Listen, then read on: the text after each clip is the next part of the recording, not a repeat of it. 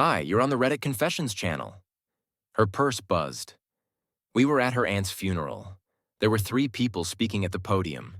The organist kept missing notes. I was sitting beside her, holding her hand, until she pulled it away to check the time. But it wasn't the time she was checking. Her phone was still in her coat pocket. What buzzed in her purse wasn't her phone. It was his.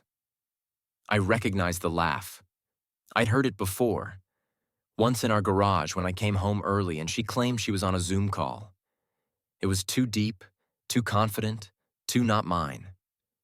She closed the purse quickly, like she was shoving a ghost back into a box. She looked over at me, eyes wide for a split second, then calm, like she'd practiced that look in the mirror. I didn't say anything. I didn't have to. My stomach already knew what my brain didn't want to process. Later that night, she sat on our bed folding laundry, humming. I asked, "Whose phone was that today?" She blinked like she didn't understand English. I asked again. She said, "Nothing for a while." Then came the line that'll stay carved into my memory like a scar that never fades. "Maybe we should take a break." That's how she said it. No emotion. Like ordering soup. A break. After a year of me working double shifts so she could find herself.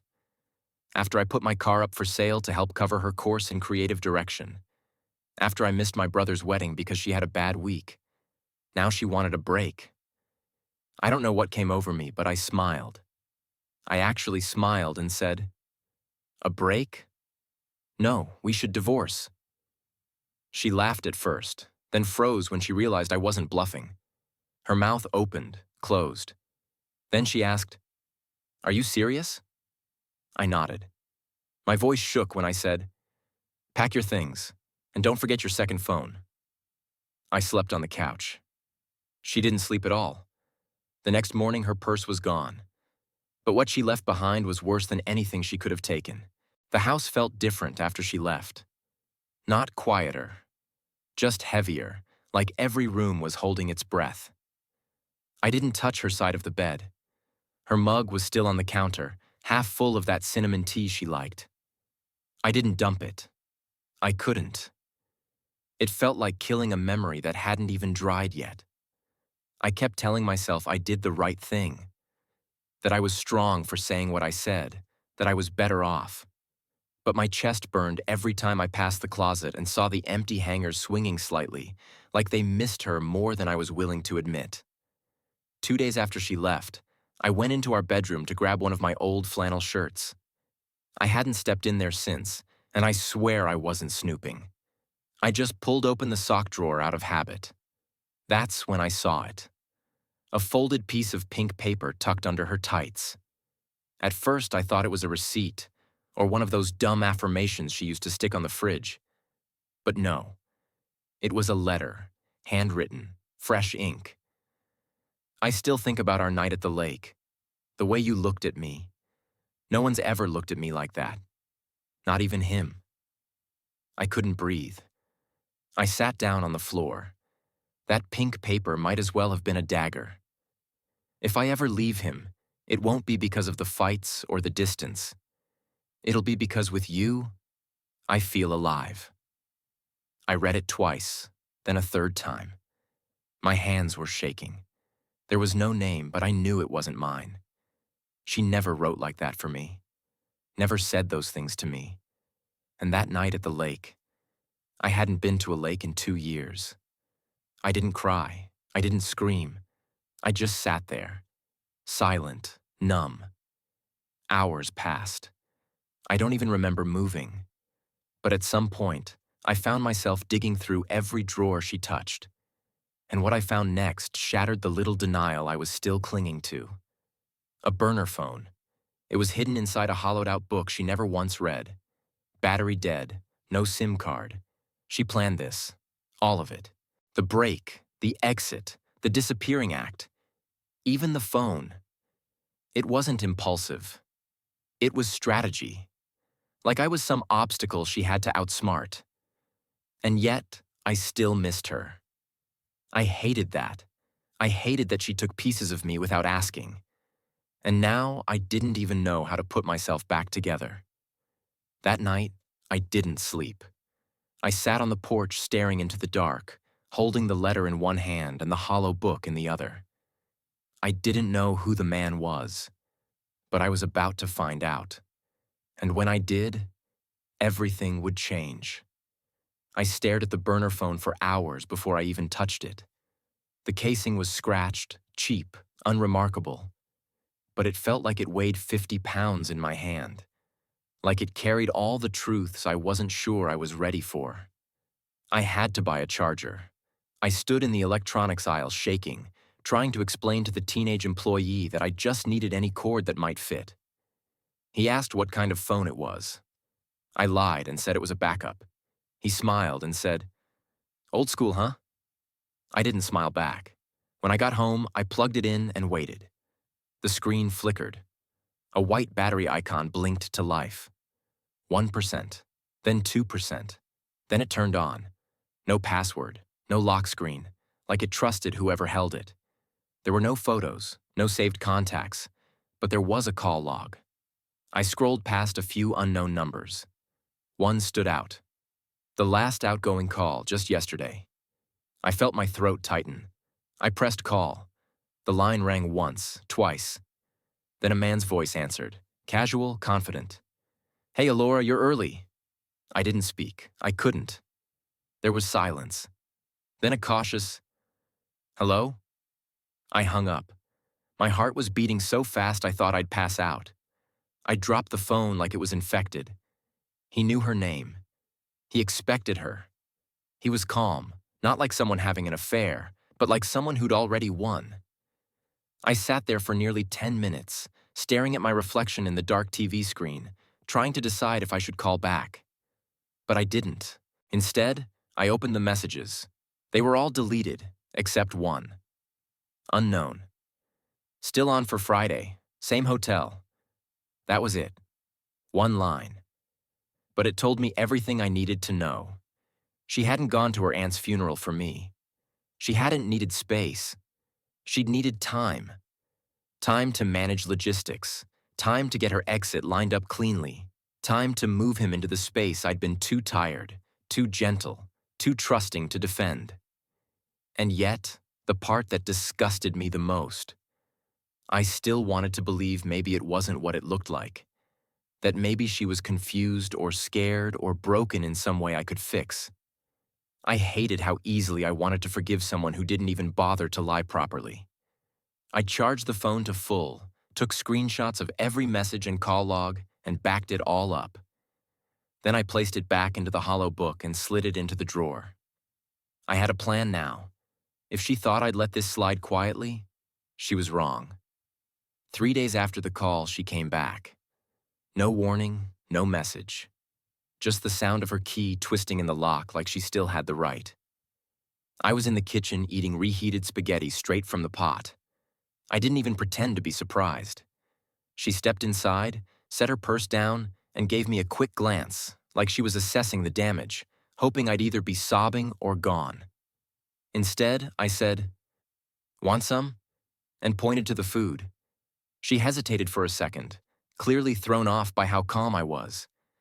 Then she shook her head and said, "I already ate." Of course she had. She went upstairs like everything was normal, like we were still married, like she hadn't vanished after dropping a grenade into my chest. I heard drawers open, the shower running, her humming. Humming. She was humming while I sat there wondering how many times she'd told him she needed space while wearing my old college hoodie. Part of me wanted to yell, to throw everything at the wall and tell her I knew. But I didn't, because screaming would give her closure. It would give her something to fight against. And I wasn't giving her that satisfaction. Instead, I did something worse. I acted like nothing had changed. That night, we lay in the same bed. Her turned away, me staring at the ceiling, pretending to scroll through my phone while watching her reflection in the black TV screen. She didn't touch me. I didn't try. She thought she still had control. The next day, I waited for her to leave for work. Strategy meeting, she called it. And then I made copies of the letter, the screenshots from the burner phone, and a little something extra I'd been sitting on for weeks. Remember the pottery class?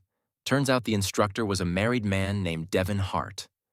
And Devin had a very active Instagram account, which he kept private. But his wife didn't. I'd found her weeks ago purely by accident when she posted a group photo at a farmer's market. My wife was in the background, holding Devin's hand, both of them looking like they were on honeymoon. I printed that photo, blew it up in high resolution. I sealed everything, the letter, the screenshots, and the photo, into a bright red envelope and slid it into her work bag before she got home. She wouldn't find it until the next day, but when she did, I wanted her heart to pound like mine had when I found the letter in her drawer. This wasn't revenge. Not yet. This was just the first crack in the mirror she'd built for herself. And once it shattered, she'd finally see what she really looked like. She didn't say anything that morning. Not while sipping her coffee, not while putting on her shoes, not even when she walked past me to grab her purse. The red envelope was right there, sticking out just enough to be noticeable. She didn't blink, just gave me a quick, "Don't wait up," like she was the one doing me a favor by still living under the same roof. I watched the door close behind her, then checked the time. I figured I had about an hour before she'd open it, if she even noticed it right away. But I was wrong. It took 36 minutes. I know that because at exactly 8:12 a.m., I got a text from her. Nothing elaborate. Just, "Did you go through my things?" My hands started shaking before I even unlocked my phone. I stared at that message for a good 10 minutes, thinking of 100 ways to respond. I almost said, "Yes, and you deserve worse." I almost said, "Call Devin and cry about it." But in the end, I wrote, "No, just return what I found." She didn't reply. The rest of the day dragged like I was underwater. Every sound felt muffled, every second stretched. I kept checking my phone, expecting an explosion, a confrontation. Something. But there was nothing. Total radio silence until 6:44 p.m. I heard her heels outside before I heard the key in the lock. She stepped inside like she hadn't just had her entire secret life shoved into her face a few hours ago. Her expression was calm. Too calm. But her eyes were different. You could see the panic hiding behind that fake indifference. She didn't take off her coat. Didn't look at me. She said, "We need to talk." I nodded and sat down. She stood across the room like I was contagious. Then, with the audacity only cheaters seem to have, she opened with, "You're invading my privacy." I couldn't believe it. She wasn't even going to deny the affair. She was just mad I found out. I kept my voice steady. "I didn't plant the letter in your drawer. You did. I didn't write those texts or call him. You did. I just found what you left behind." She crossed her arms and replied, "That wasn't even recent. That was months ago." "Then why did he answer your call 2 days ago?" I shot back. She froze. Her mouth opened for a split second before she realized I'd trapped her. She knew I had more than the letter. She knew I had the logs, the photo. And still, she tried to lie. "It's not what it looks like." I laughed. I actually laughed. "That's good," I said, "because what it looks like is disgusting." Then she switched tactics. She sat down, tried to soften her voice. "I just felt lost. You stopped noticing me." There it was. The blame shift. I stood up. "You handed me divorce papers the day you whispered, 'Let's take a break.' I just didn't know they were invisible." She didn't cry. She didn't scream. She just sat there. Quiet.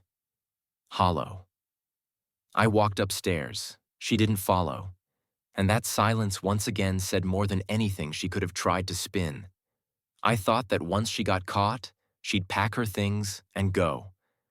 I pictured some dramatic scene, her storming out, slamming the door, tears in her eyes, maybe even one last insult thrown over her shoulder. But instead, Nothing happened. She stayed. Not just for a night or two. Days passed. She still used the same bathroom, ate from the same dishes, even folded the laundry like we were just some tired couple trying to survive a rough patch. But it wasn't a rough patch. It was wreckage. And she was pretending like we were still standing on a foundation that hadn't already crumbled. I barely spoke to her. The silence between us had grown sharp. Not heavy, not sad. Sharp, like glass waiting to shatter under someone's bare feet. I avoided the kitchen when I knew she was in it. I left the room whenever she walked in. She started sleeping in the guest room uninvited. I didn't ask her to. She just moved there on her own, like it was the natural next step in whatever twisted version of coping she was playing at. But the worst part, she started being nice. She asked if I wanted coffee. She complimented my shirt. She offered to pick up groceries like we hadn't both screamed without volume the night I told her I knew. I don't know if it was guilt or fear or just plain arrogance, but something in her made her believe we could slide back into being normal. Meanwhile, I couldn't get that photo out of my head. Her hand wrapped around his. Their bodies leaned close like magnets that forgot what resistance meant. I'd memorized every angle of that image, every strand of hair blown across her face while she smiled like she was finally free. And it wasn't with me. On the 5th night of her silence-turned kindness, I found myself standing at the edge of the guest room door. It was open. She was lying there scrolling her phone, laughing at something. A real, genuine laugh I hadn't heard from her in over a year. I stood there watching her like she was a stranger who had stolen my wife's skin. She noticed me and sat up. "Milton, we need to talk." I didn't move. "We talked." "No," she said gently, like she was handling something fragile. "You talked. I didn't explain." I laughed under my breath. "You don't need to explain cheating, Laura. It's not a complex concept." She stood up, took a step closer. "It wasn't about you. It wasn't that I didn't love you." "Then what was it?" I snapped. "A side hobby? Something to do between pottery class and destroying your husband?" Her lip trembled, and for a split second I saw the crack in her composure. "I didn't know how to tell you I was unhappy," she whispered. I didn't yell. I didn't throw anything. I just looked her dead in the eyes and said, "So you told someone else. With your body." She didn't deny it. She just sat back down on the edge of the bed, defeated. That was the moment I realized. She wasn't going to leave. Not unless I made her. And tomorrow I was going to make sure she had nowhere left to hide. The next morning, I took a sick day. I didn't tell her. I let her think I'd already left for work. Even closed the door behind me and stood silently in the garage for 10 minutes before slipping back in. She never heard me. She was in the shower, singing.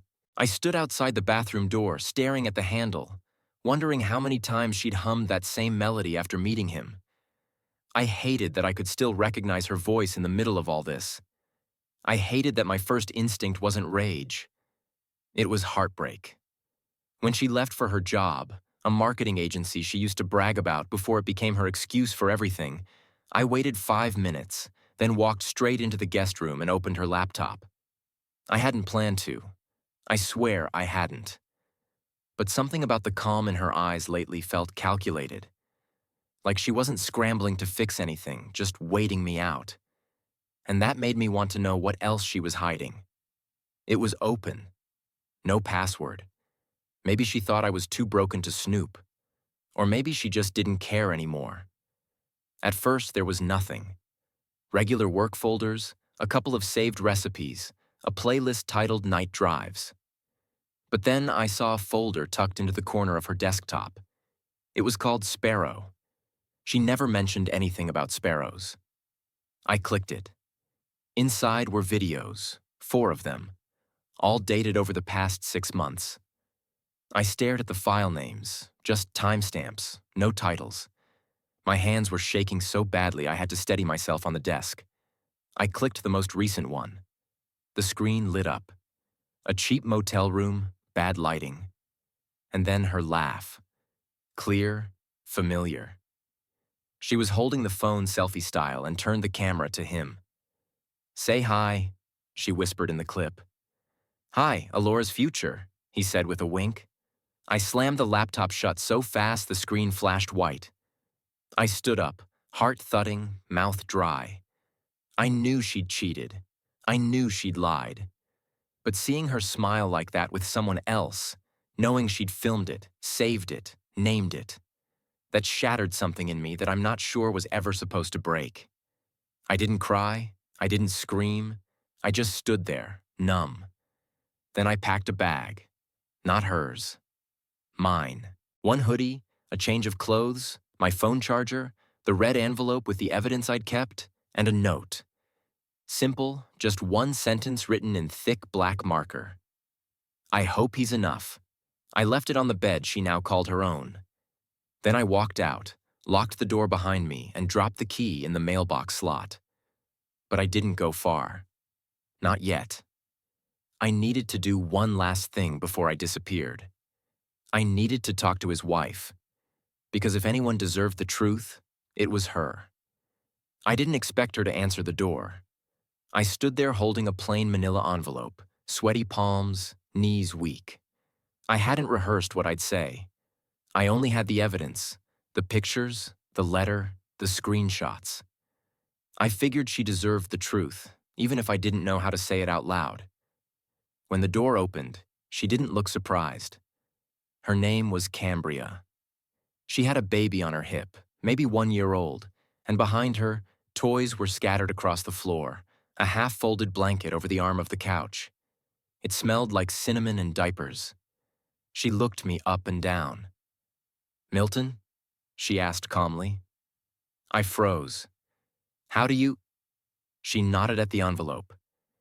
"He's careless. You're not the first." I didn't know what to say. I just handed her the folder. She didn't even flinch as she opened it right there on the porch. She leafed through the evidence slowly, then tucked the photos back inside and exhaled. Not like she was hurt, like she was free. "I've been waiting for a reason to leave," she whispered. "Thank you." I was stunned. No tears, no denial, just peace. And then, before I could even turn to leave, she handed me something. A business card, one side blank. On the other, an address and a date, next weekend. A small local art gallery. "You should come," she said. "Not for me, for you." I didn't understand. She smiled again. "You'll get it." I left confused, spent the week bouncing between anger and numbness. I even threw out her tea, the one with cinnamon. The scent had clung to everything like a cruel inside joke. The night of the gallery opening, I almost didn't go. But I did. Dressed in the same jacket I wore to our anniversary dinner 2 years ago, the one where she told me I needed to grow a backbone. The gallery was small, warm, quiet. Local art, abstract shapes, soft music. In the back room, a new exhibit had just gone up. It was titled Letters Never Sent. One of the frames had a familiar pink background. Her handwriting. The letter I found in the sock drawer. Beneath it was a new note, typed, not written. This letter broke a man and helped another one find himself. I stood there for a long time. Cambria found me by the water table. She didn't say anything. She just stood next to me, sipping wine, both of us watching strangers admire a piece of pain turned into art. I'm not saying I healed that night, but something started. A quiet kind of beginning. I moved out 2 weeks later, filed for divorce. No drama, no fight. She didn't contest. I adopted a dog from a local shelter, named her Sparrow. And some nights, I still think about that voice on the phone and the woman who hummed in the shower like nothing had happened. But most nights, I think about the woman who smiled when the truth arrived at her door and gave me mine back. That's the end of this story. If you've made it this far, thank you. Now tell us, What moment from this story shocked you the most? Drop your thoughts in the comments, and don't forget to subscribe for more true stories here on Reddit Confessions.